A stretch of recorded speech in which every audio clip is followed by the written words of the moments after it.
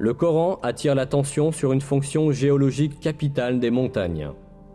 Et nous avons placé dans la terre des montagnes fermes, afin qu'elles ne s'ébranlent pas avec eux.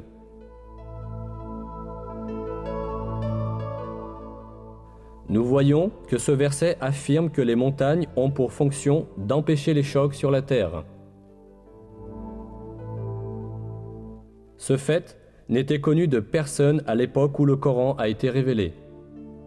En réalité, on s'en est aperçu tout récemment, à la suite des découvertes de la géologie moderne. Selon ces découvertes, les montagnes apparaissent à la suite des mouvements et des collisions d'immenses plaques qui forment l'écorce terrestre. Quand deux plaques entrent en collision, la plus solide glisse sous l'autre. Celle du dessus se plisse et forme des hauteurs et des montagnes. La couche inférieure continue sous le sol et présente une profonde extension vers le bas. Cela signifie que les montagnes comportent une partie s'étendant sous la terre, aussi importante que leur portion visible sur la terre.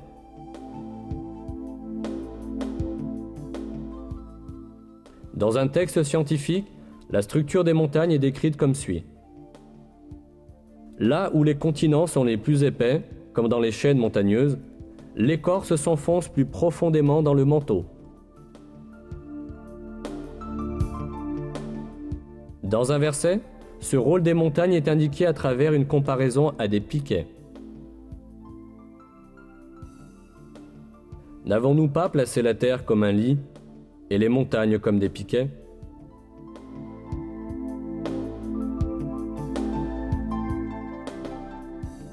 Autrement dit, les montagnes fixent l'écorce terrestre en s'étendant au-dessus et au-dessous de la surface de la Terre, au point de conjonction de ces plaques. De cette façon, elles maintiennent l'écorce terrestre et l'empêchent de dériver sur la couche de magma ou parmi ces plaques. En résumé, on peut comparer les montagnes à des clous qui maintiennent ensemble des morceaux de bois.